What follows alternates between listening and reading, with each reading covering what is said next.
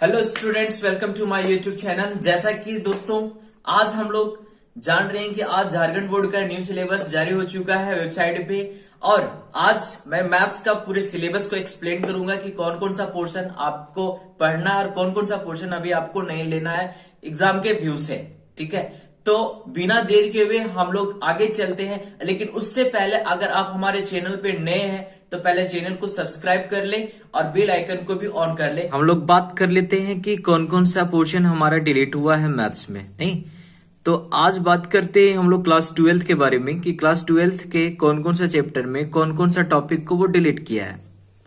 जैसे अगर हम बात करते हैं पहला चैप्टर हमारा रिलेशन एंड फंक्शन, तो रिलेशन एंड फंक्शन से उसमें जो हमारा डिलीट हुआ है पोर्शन वो है हमारा टाइप्स ऑफ रिलेशन, जो आपका एक्सरसाइज 1.2 में दिखेगा, एंड टाइप्स ऑफ फंक्शन जो एक्सरसाइज 1.3 में देखने को मिलेगा, एंड इन्वर्सिबल फंक्शन होगा हमारा, और एक बाइनरी ऑपरेशन। मतलब ये समझ लीजिए कि पूरा का पूरा चैप्टर 1 जो है वो पूरे का पूरे चैप्टर 1 में 99% को वो डिलीट कर चुका है। तो निश्चिंत रहिए, चैप्टर 1 को आपको ज्यादा फोकस नहीं करना है।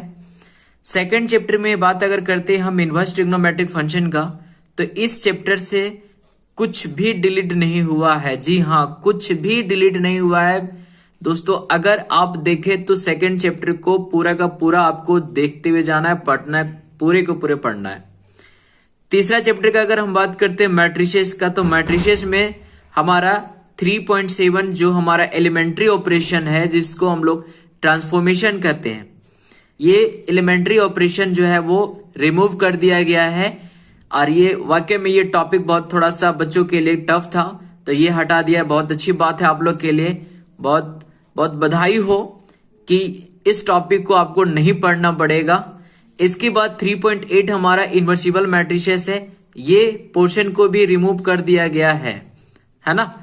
तो अगले चैप्टर की ओर अगर चले हम, जैसे कि डिटरमिनेंट, तो डिटरमिनेंट में मात्र एक टॉपिक को रिमूव किया है और वो टॉपिक है हमारा एरिया ऑफ ट्रायंगल है। वैसे भी एरिया ऑफ ट्रायंगल कोई काम का चीज है नहीं आगे, इसीलिए इस टॉपिक को यहां से वो रिमूव कर दिया है। चैप्टर 5 का बात करते हैं अगर हम, तो कंटिन्यूटी एंड डिफरेंशिएबिलिटी का। जी दोस्तों, कंटिन्यूटी से कुछ भी टर्म नहीं हटाया है।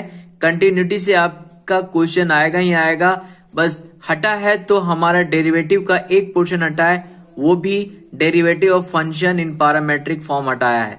जी, ये पोर्शन को आपको नहीं फोकस करना है, बाकी सारे टॉपिक को आपको लेकर के चलना डिफरेंशिएशन में। और साथ ही साथ ये टॉपिक मीन वैल्यू थ्योरम, ये भी पोर्शन को डिलीट कर दिया गया है। तो डिफरेंशिएशन में ये दोनों टॉपिक को छोड़ करके बाकी सारे टॉपिक आप पढ़ेंगे। 6 चैप्टर का अगर हम बात करते हैं एप्लीकेशन ऑफ डेरिवेटिव का, तो इसमें से पहला जो टॉपिक हटा है आपका वो टेंजेंट एंड नॉर्मल टॉपिक हटाया है, जो एक्सरसाइज 6.4 में देखने को मिलेगा आपको। साथ ही साथ अप्रोक्सीमेशन को भी हटा दिया है। ये सारे चीज को इसलिए हटाया है ताकि आगे ये सब सारी चीज का कोई यूज वैसा नहीं है। अगर हम मेन पोर्शन बात करें हम इंटीग्रल का, चैप्टर 7 का, जी दोस्तों इंटीग्रल, इसमें मात्र एक चैप्टर हटाया हमारा, वो हटाया है definite integral as the limit of a sum. ये कुछ अच्छा टॉपिक था, बट ये बहुत लेंदी टॉपिक भी कह सकते एक तरह से, जिसको हटा दिया गया है। और इसमें बहुत सारे बच्चे कंफ्यूज रहते हैं कि लिमिट ऑफ सम कैसे बनता है, तो ये सारे टॉपिक को रिमूव कर दिया गया है।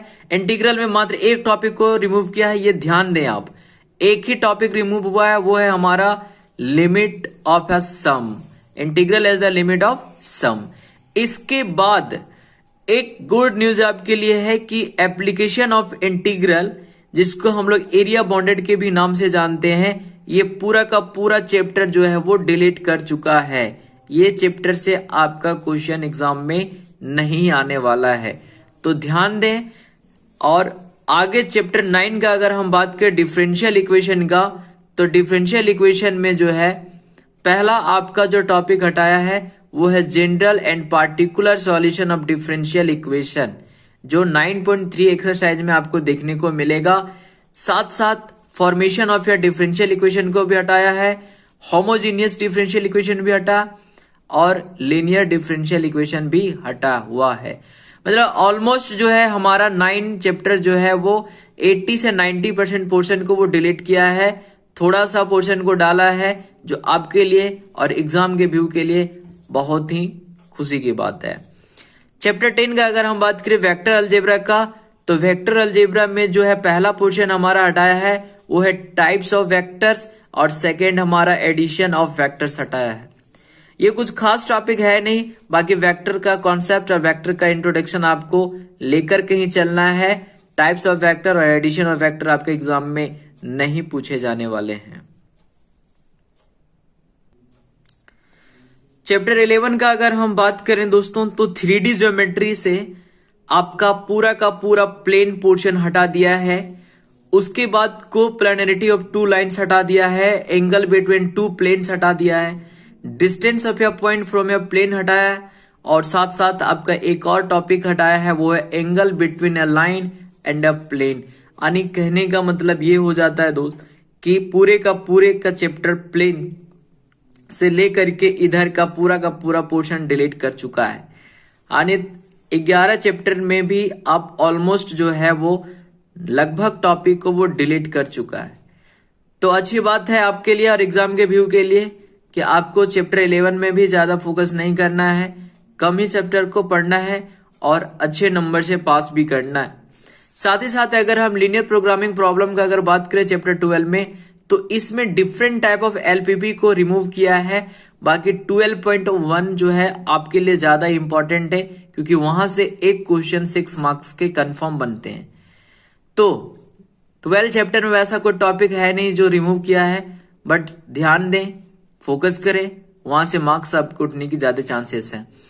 13 चैप्टर का अगर हम बात करते हैं प्रोबेबिलिटी का, तो सबसे पहला टॉपिक इसको हटाया वो है मल्टीप्लीकेशन थ्योरम ऑन प्रोबेबिलिटी, ये पहला टॉपिक। दूसरा टॉपिक को रिमूव जो किया है वो है इंडिपेंडेंट इवेंट्स, और अगला टॉपिक है random variables and it's probability.